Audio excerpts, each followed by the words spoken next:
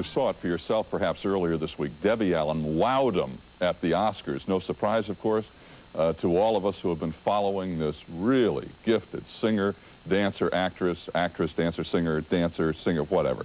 From her early days on Broadway right up to the syndicated television series Fame. And Fame is now coming to Phylicia Ayers-Allen, Debbie's sister. She's also spent her time in Broadway musicals and a soap opera, but people recently, of course, have taken a lot of notice of her now that she's playing Bill Cosby's wife in his television series, and the talented Allen sisters are with us this morning. Debbie is out in Los Angeles. Phylicia is here with me in New York. And good morning, Phylicia. Good morning, Debbie. You guys want to, carry on here and chat a little bit? You haven't seen each other? Hey, girl. Hey, girl, what are you wearing? I'm wearing yellow. What are you wearing? I'm looking at you. What are you, yellow what? Don't try it. I'm in suede and silk. I know Bill Cosby paid for it. Don't try it. Start with me this morning.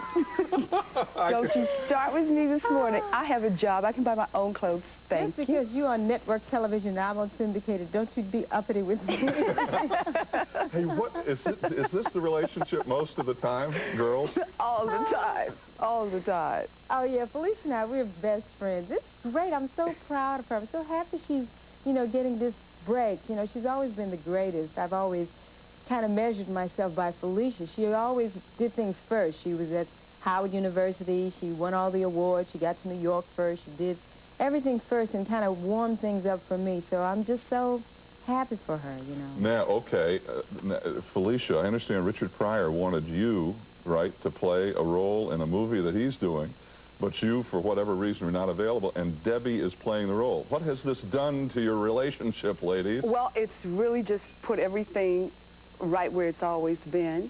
I feel that that role was always Debbie's role, but I was just kind of holding it on ice until they got to her. Listen to her. Well, it really just shows that the Dr. Allen's daughters have the East Coast and the West Coast trumped tight. That's right.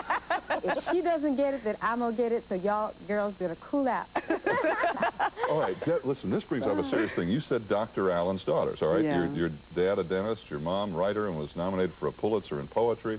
And, your brother, conducting a Houston orchestra when At he was the age of 11, 11 years old. I mean, you guys grew up in pretty high-powered territory. How much pressure was there on either of you or both of you to achieve, to start doing things, to make early decisions, to work, and achieve things? Debbie? Well, my mother always had grand ideas about us, and she spent a lot of time developing our minds and our artistic abilities, and she never did give us any idea that we had any limitations, even growing up in the South in the 60s and, having to deal with segregation. We never felt that we were limited. But you're quoted as saying you lost a lot of time because you were black and talented. How so? How did you lose time? I lost time on one hand because I couldn't go to the ballet school that I wanted to get into when I was 8 years old, when I was ready. But I gained on the other hand because those kind of things made my mother snatch us up and move to Mexico City, where there were no, white-only water fountains, and there was no segregation, and it was another way of life and another country. And we realized that we were dealing with a limited group of people who were just unintelligent, and that time would take care of it. Phylicia, when did you kind of get it in your mind, this is what I want to do? Oh, whatever that was. When I was very young. Yeah. Friends used to always say to me in elementary school, "Oh, you're so expressive, you're so dramatic. One day you'll be such a great actress." And I never really took it. I never always took it to heart because I fantasized being many things.